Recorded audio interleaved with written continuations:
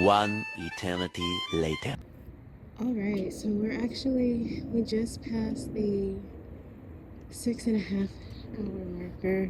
Oil is starting to turn a little bit where the last strong pieces of wood are located. Everything is still kind of burning out, but I'm gonna move over here, left the left side open to let all of the last bit of embers and heat kind of hit all of this greenware.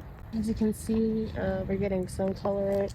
It's especially noticeable on like this piece and some of the others down there. But I'm slowly rotating these as I'm noticing color change.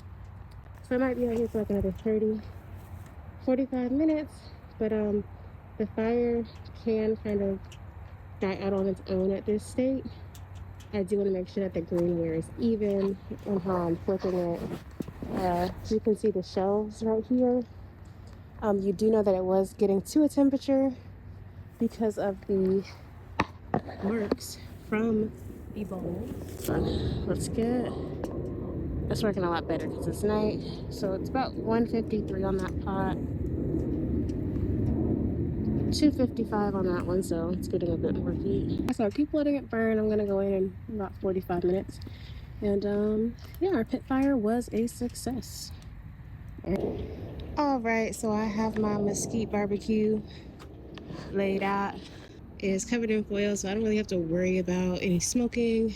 You don't see any smoke, so it's gonna ash out. I did cover those greenware pieces along the edge that were on this left side. And what I did is I wrapped a layer underneath this top layer.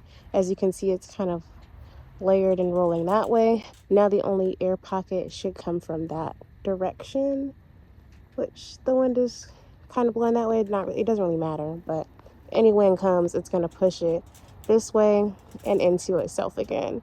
That's kind of how I set up our foil wrap.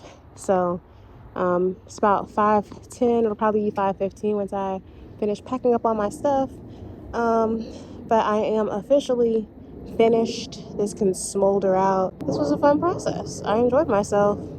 Stay tuned. We'll come back tomorrow like morning, mid-afternoon, and pull back the foil and see what we got.